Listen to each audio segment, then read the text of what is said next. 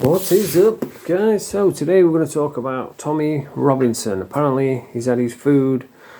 He's not allowed to buy tinned food anymore, or he's not allowed to buy big amounts, and he's in isolation. He's having a terrible time. He's in for a non-violent offence. He's in for a political offence, contempt of court. Well, you don't even get prison for that. There's people out there killing people in hit and runs, murdering people, going to beating them to death and getting 18 months suspended sentence. But Tommy's done a documentary exposing the media and gets 9 months in prison. And I thought you got 9 months where you, like, I don't know how it works now, but when I was in prison, when I was in that life, if you got 9 months, you did 4.5. And you could maybe get out a couple of weeks earlier on tagging. So I thought he would be out in like 4 months, but I think apparently he's got to do the whole 9 months, and he's having a terrible time. He's having a worse time than Axel Rudabongo, who's gone, well, we all know what he did. The little weasel's gone to town, done what he did. He's having a better time in prison than the guy who's trying to stop all this sort of stuff, which it just don't make sense. So, yeah, I'm going to talk about what it's like in isolation. In prison, I don't know if he's got a TV. I think he might. I think he will have, but I really don't know. Your basic human rights in prison, as a prisoner, you're allowed somewhere to sleep, somewhere warm to sleep. You're allowed access to water, toilet, and as far as I know, 3 meals a day, and you're allowed an hour out of your cell in the sunlight on the exercise yard, depending on the weather. You know, if it's really badly raining, they'll not let you out. But that's your basic rights, and you're allowed a shower a couple of times a week or something by law. Now, if you're a normal prisoner, if you break the rules, like, let's say you're out your cell and you sneak into the shower when you're not supposed to go in, and then you'll get nicked, you'll get written up, and then they can take away privileges. They can take your TV, they can put you on basic. See, when you get to prison, everybody's on a normal regime, just a standard regime, they call it. If you misbehave, you can go on basic. If you're well behaved, you can go up to enhanced.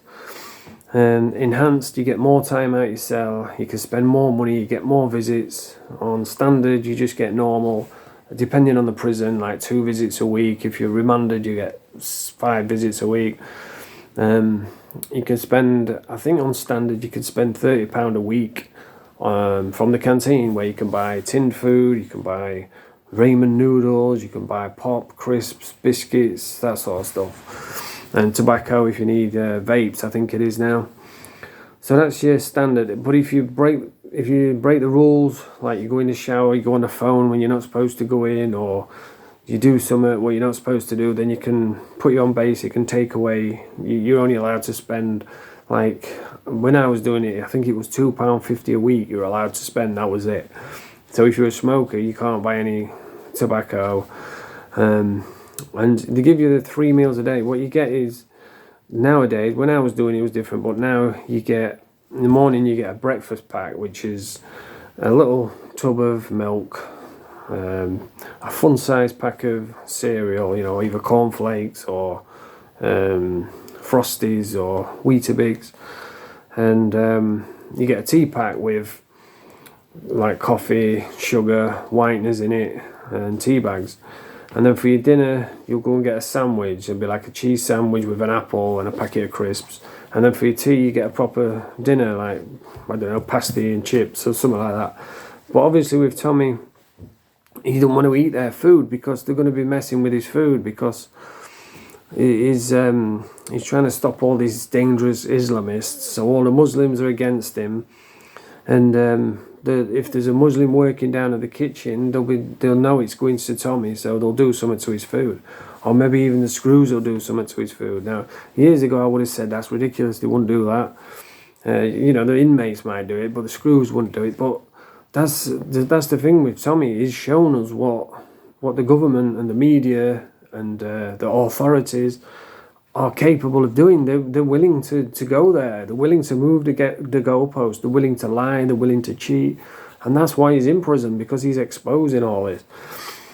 So, I won't put it past, like I said, I would have said maybe they wouldn't let him out to get beat up by other inmates, by Muslim inmates. Whereas now I'm thinking they probably will. The government, I don't even think he'll get out, to be honest, because look at how they're treating him. Look at what they're doing to him. They're violating his rights. He's not allowed to buy food. He's not allowed visits. So they're going to have all the Muslim politicians. They're all going to be looking for something to get Tommy on. They're going to be looking for something he's done years ago, some tweet he's posted, some anything to breach his conditions to keep him in prison. And then they can say, well, you've got to do the rest of your... Because what they do is you do half on licence. You do half, like if you get 18 months, he must have got 18 months. He'll do 9 in prison, and then he'll do 9 out in the community on probation. Whereas if you commit a crime again while you're on probation, they'll put you straight back in prison. So even if he does get out, they're going to be right on him, and he's going to do an interview where they'll say, you're spreading hate here, and they'll put him straight back in prison. So now he's under the magnifying glass, he's going to have... I don't know what he's going to do, because they're changing the rules for him. So like, you think about it, you think, if I commit a crime, they test that DNA. Say like if I committed a murder, right, and I left some DNA on the crime scene, and they check that DNA and says, right, well, we've checked it, it's your DNA. I've got to trust them because they're an authoritative figure. They're not going to lie, they're not going to stitch me up. But with Tommy, they will. They're willing to do that, they've shown it. So what's to say someone gets murdered and they just say, well, we've got your DNA. He can't do anything about it. He's under a microscope. He's going to have I don't think he's going to get out. And if he does get out, because they're just going to think of some phony charges and put it on him and say he's spreading hate from 2 years ago when he tweeted about Muslims killing or raping children. They'll see that as hate speech, even though it's true, because that's what they're doing now. Or they'll label him a racist for mentioning some Muslim man killing a pensioner. He'll highlight it and they'll say, he's a racist, right? That's hate speech. So they're just going to keep him in prison. And he's in a cell now. I don't know if he gets a TV, but isolation's crap. I've talked about it before. Just imagine your cell, right? You're in a cell, you get a sink, a toilet, and a bed, and a window, which you can't even open the windows, they're just bars. And you can open the window a little bit. And that's it. And you've got this iron door there, what's shut all the time, and you have to sit in there. So imagine, go and sit in your bathroom for 10 minutes, and imagine sitting in your bathroom for 9 months, and then you've got all the people, the people in there, the Muslims, they'll be throwing stuff at his window, shouting at him, threatening him. He's gonna be sat there worried. I'm sure he's scared, because that door could open any minute and a gang of Muslims could come in and kill him. It's been done many times. He's had his teeth knocked out, and all this just because he's speaking out against dangerous Islamists that are doing nasty, horrible things. And like I say, years ago I would have said, the government wouldn't do that, the authorities wouldn't do that, the coppers wouldn't do that. But now I'm thinking they would do that, because they've done it, and he's shown us that they've done it. So yeah, imagine that, being sat in a cell 24/7, locked down. You start going mad. You start thinking, you do start feeling sorry for yourself. You start thinking, is it worth it? How did I end up here? Why me? Why am I in here? Why can't I be out there? Why can't I be? And you just start getting lost in your thoughts. And the hardest part is probably the first few months or the first few weeks, while you get used to the regime. After that, you kind of get used to it. It does get a little bit easier. You get into a regime, a routine. Like what I used to do is I'd wake up. Obviously, he can't do this because he's on isolation. But I used to wake up, have a coffee first thing in the morning. You do get a kettle in your cell, but I don't know whether he'll have one. You get a phone in your cell as well. It's like one of those where you plug into the wall, just like a little house phone. But you have to pay to put money on your phone, and you have to register all the numbers so that they can check who you're phoning and that sort of thing.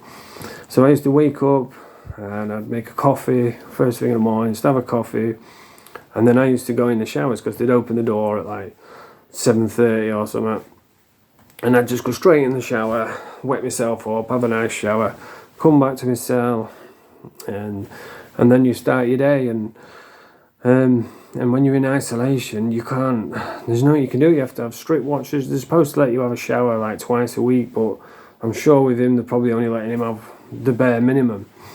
And yeah, it's horrible in isolation. It's horrible in prison anyway. So I can't imagine what he's going through with all the hate from all the Muslims, and even, I bet even the screws are against him. And the governor is definitely against him because she's letting all this happen.